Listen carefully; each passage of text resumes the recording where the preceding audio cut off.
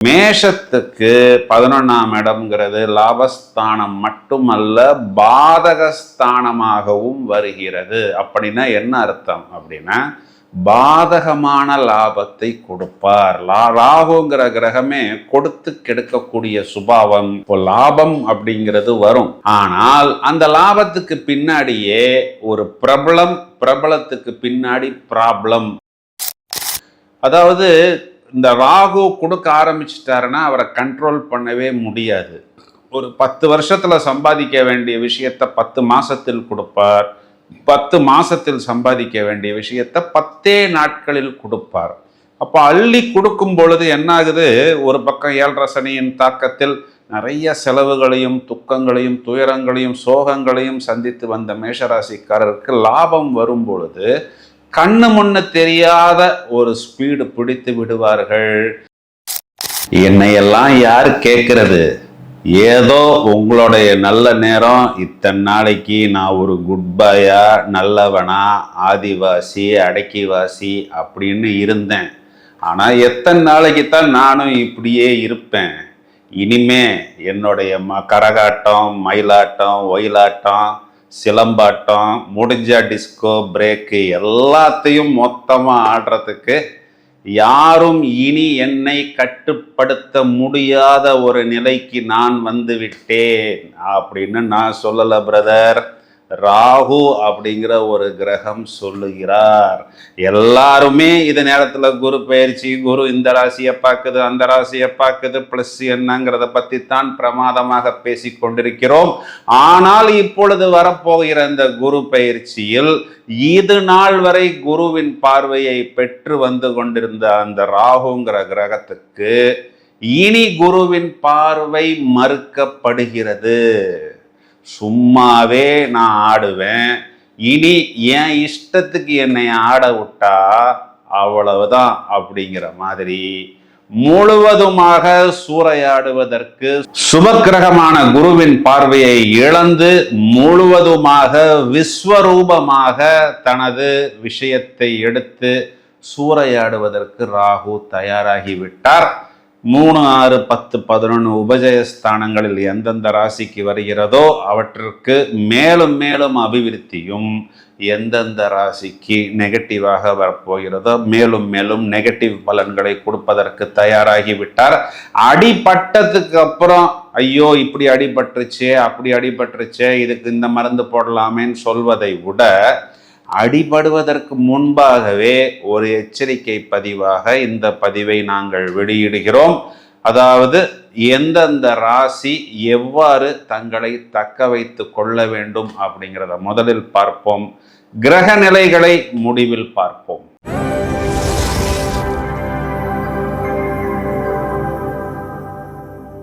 யார் கேட்கறது என்னையெல்லாம் அப்படிங்கிற மாதிரி மேஷராசிக்கு 11ஆம் இடம் சொல்லக்கூடிய லாபஸ்தானத்தில் இப்பொழுது தனது சொந்த நட்சத்திரமான சதய நட்சத்திரத்தில் ஆகஸ்ட் மாதம் 2ஆம் தேதி வரை ராகு சஞ்சரிப்பார். ஆகஸ்ட் 2க்கு பிறகு மேஷராசிக்கு உண்டான நட்சத்திராதிபதி செவ்வாய், அதாவது மேஷராசியின் அதிபதியான செவ்வாய் நட்சத்திரத்தில் பயணிக்க போகிறார்.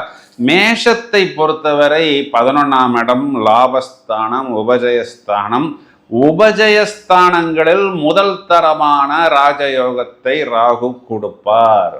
ஆனால் இதில் இன்னொரு விஷயத்தையும் நாம் கவனிக்கணும். என்ன அப்படின்னா மேஷத்துக்கு 11ஆம் இடம்ங்கிறது லாபஸ்தானம் மட்டுமல்ல பாதகஸ்தானமாகவும் வருகிறது. அப்படின்னா என்ன அர்த்தம் அப்படின்னா பாதகமான லாபத்தை கொடுப்பார். ராகுங்கிற கிரகமே கொடுத்து கெடுக்கக்கூடிய சுபாவம். இப்போ லாபம் அப்படிங்கிறது வரும், ஆனால் அந்த லாபத்துக்கு பின்னாடியே ஒரு பிரபலத்துக்கு பின்னாடி ப்ராப்ளம் அப்படின்னு சொல்வதை போல், அதாவது இந்த ராகு கொடுக்க ஆரம்பிச்சிட்டாருன்னா அவரை கண்ட்ரோல் பண்ணவே முடியாது. ஒரு 10 வருஷத்துல சம்பாதிக்க வேண்டிய விஷயத்த 10 மாசத்தில் கொடுப்பார். 10 மாசத்தில் சம்பாதிக்க வேண்டிய விஷயத்த 10 நாட்களில் கொடுப்பார். அப்போ அள்ளி கொடுக்கும் பொழுது என்ன ஆகுது, ஒரு பக்கம் 7 சனியின் தாக்கத்தில் நிறைய செலவுகளையும் துக்கங்களையும் துயரங்களையும் சோகங்களையும் சந்தித்து வந்த மேஷராசிக்காரருக்கு லாபம் வரும் பொழுது கண்ணு முன்னு தெரியாத ஒரு ஸ்பீடு பிடித்து விடுவார்கள். இதனால என்ன ஆகும் அப்படின்னா, எடுத்து கொடுக்கக்கூடிய பொருட்கள், சேவை, இல்லைன்னா அந்த ஒரு டெக்னாலஜி இல்லை மிஷினரி, சில நேரத்தில் ஒரு 10 பொருள் தான் இருக்கும், 15 பொருளுக்கு ஆர்டர் வந்தால் என்ன ஆகும், இருக்கிறது இல்லாதது, பக்கத்து வீட்டில் இருக்கிறது, எய்த்த வீட்டில் இருக்கிறது எல்லாம் கூட எடுத்து லேபிள் போட்டு விட்டு விடுவார்கள். பிறகு ஒரு 10 பொருள்ல நமக்கு வரக்கூடிய அந்த ஒரு சந்தோஷத்தையும் லாபத்தையும் நாம் இழப்பது போல் யாராவது ஒரு 2 பேர் நம்மகிட்ட கம்ப்ளைண்ட் பண்ணுவாங்க. சார், இந்த பொருள் ஒர்க் ஆகலை, இந்த கான்செப்ட் அப்டேட் ஆகலை அப்படின்னு சொல்லும் பொழுது நாம் நிம்மதி இழக்க வேண்டிய ஒரு சூழ்நிலை அப்படிங்கிறது ஏற்படும். இந்த ராகு அப்படின்னாவே அது கணக்கில் வராத, அங்கீகரிக்கப்படாத இருள் கிரகம், மறைக்கப்பட்ட, ஒளித்து வைக்கப்பட்ட, அரசாங்கத்தால் தடை செய்யப்பட்ட, இந்த மாதிரி விஷயங்களை எதில் கையில் எடுத்தாலும் கண்டிப்பாக பிரச்சனை தான். குறிப்பாக ப்ராக்டிக்கலாக சொல்லணும்னா, இப்போ இந்த கரன்சி, என்னென்னமோ கரன்சி இதெல்லாம் வருகிறது. இப்போ நான் ஒரு 4 பேரை சேர்த்து விடணும், அவங்க ஒரு 4 பேரை சேர்த்து விடணும்.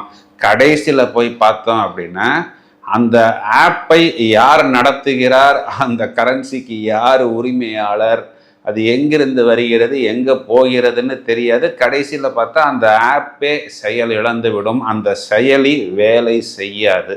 முதல்ல வந்தவங்களுக்கெல்லாம் லாபம் வந்துவிடும். அதை பார்த்துட்டு கடைசியில் நிறைய பணத்தை இழக்க வேண்டிய ஒரு சூழ்நிலை வரும்.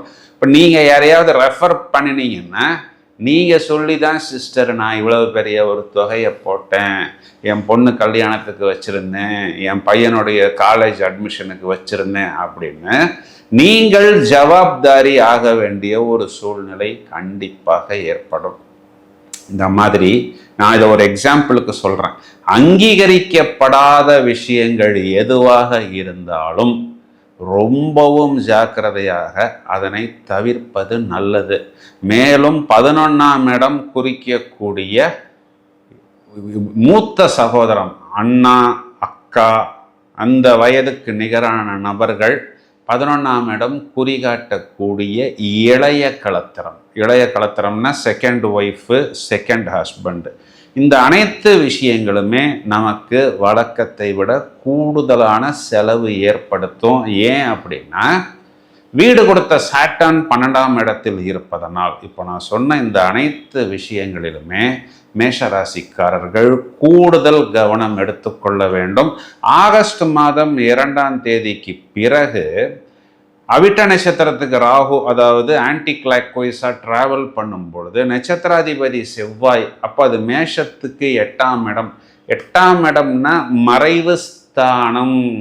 இப்போ செவ்வாய் பிரதானமாக குறிகாட்டுறது என்னன்னு பார்த்தோம்னா சகோதரரை குறிகாட்டுகிறது. இதையும் தவிர குறிப்பாக பார்த்தோம்னா இடம், பூமி, சொத்துக்களை குறிகாட்டுகிறது. அப்போது இந்த இடம் சம்பந்தப்பட்ட விஷயங்களில் ஏற்படக்கூடிய வில்லங்கம், இந்த பூர்வீக இடம் சம்பந்தப்பட்ட விஷயம், இந்த இடத்தை நீ மறைத்து வைத்த, இந்த இடத்தை நீ ஒழித்து வைத்து விட்ட, இதை நீ பங்கீட்டுக்கு கொண்டு வரல, நீ பங்கிடும் பொழுது உனக்கு அதிகமாக பிரிச்சுக்கிட்ட, எனக்கு கம்மியாக பிரிச்சுக்கிட்ட. ஏன் அப்படின்னா, ராகு தன்னுடைய பகை கிரகமான செவ்வாயின் நட்சத்திரம், சனியுடைய வீடு, எல்லா அசுப கிரகங்களும் இந்த இடத்தில் ஒன்றாக சேருகிறது. அப்போ ரொம்பவும் கூடுதல் கவனம் எடுத்துக்கொள்ள வேண்டும். இதுல என்ன ஒரே ஒரு பிளஸ் பாயிண்ட் அப்படின்னா, 4ஆம் இடத்தில் குரு சஞ்சரிக்கும் பொழுது 8ஆம் இடத்தை பார்ப்பார். 8ஆம் இடம்ங்கிறது நாம் தோல்வி அடையக்கூடிய இடம், அவமானம் அடையக்கூடிய இடம். இப்போ வரக்கூடிய பிரச்சனைகளிலிருந்து கடைசி நிமிடத்தில் ஏதோ ஒரு ரூபத்தில் நாம் வெளியே வந்து விடலாம். இருந்தாலும் இது ஒரு முன்னெச்சரிக்கை பதிவாக நாம் ஏன் இதனை சொல்கிறோம் அப்படின்னா, குறிப்பாக இந்த ராகுங்கிற கிரகம் உங்களை தூண்டி விடுவதற்கு தயாராக இருப்பார். எப்படி தூண்டுவார்னா, லாபம் தரேன் அப்படின்னு தூண்டுவார். 11ஆம் இடம்ங்கிறது இளைய கலத்திரம். இளைய கலத்திரத்தின் மூலம் லாபம் அப்படின்னு தூண்டுவார். மூத்த சகோதரர் மூலம் லாபம் அப்படின்னு தூண்டுவார். இல்லாத ஒரு பொருளை பழைய பொருளை ஒரு புது பொலிவாக்கி அதுக்கு ஒரு புது பெயர் வைத்து மார்க்கெட்டில் சந்தையில் நாம் அந்த பொருளையோ அந்த கான்செப்டையோ விற்கலாம், அதன் மூலம் ஒரு பெரிய லாபத்தை ஈட்டலாம் அப்படின்னு உங்களை தூண்டுவார். நான் ஏற்கனவே சொன்னது போல் இந்த ராகுவும் செவ்வாயும் சேர்ந்தாலும் பார்த்தாலும் ஜோதிட சாஸ்திரத்தில் இது ஒரு விபத்து, இது சனியுடைய வீடு அப்படிங்கிறதுனால் குறிப்பா உங்களுடைய லாபம் வருமானம் நீங்க நினைத்த காரியங்களை அடைவதற்கு வழக்கமான நேர்வழியான பாதையில் போகாமல் ஏதாவது ஒரு குறுக்கு வழியில ஒரு சைடு ரோட்ல இப்படி போனா சீக்கிரம் அந்த விஷயத்தை அடைந்து விடலாம் அப்படின்னு of the table of the track plan செய்தால் கண்டிப்பாக வேலியில் போன ஓனானை தூக்கி நாம் மடியில் போட்டுவிட்ட ஒரு கதையாகிவிடும். இதனால் கூடுதல் கவனம் மேஷராசிக்காரர்கள் எடுத்துக்கொண்டால் அதுவே போதுமானது. என்ன பண்ணலாம் அப்படின்னா, நான் சொன்ன மாதிரி நவம்பர் மாதம் 11ஆம் தேதி வரை, அப்பொழுதுதான் இந்த ராகு பயிற்சிங்கிறது நடக்க போகிறது.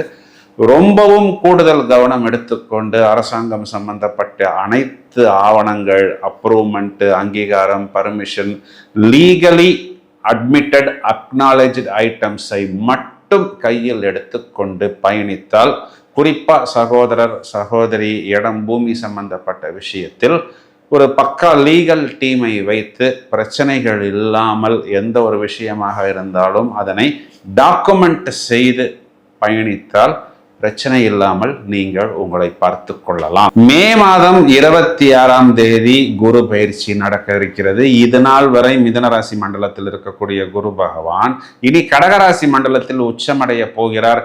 இது நாள் வரை அவர் ராகுவை பார்த்து கொண்டிருந்தார். ஆனால் இனி அவர் ராகுவை பார்க்க மாட்டார். இனி அவர் விருச்சிகத்தையும் மகரத்தையும் மீனத்தில் இருக்கக்கூடிய சனி பகவானைத்தான் பார்க்க போகிறார். மேலும் ராகு என்ற கிரகம் இப்பொழுது சனியின் வீட்டில் தனது சொந்த நட்சத்திரத்தில் ஆகஸ்ட் மாதம் 2ஆம் தேதிக்கு பிறகு அவர் செவ்வாயின் நட்சத்திரத்தில். இந்த கூட்டணியில நம்ம உத்து பார்த்தோம் அப்படின்னா ராகு சனி செவ்வாய் அனைத்து அசுப கிரகங்களும் ஒன்றாக இந்த இடத்தில் சங்கமிக்கிறது.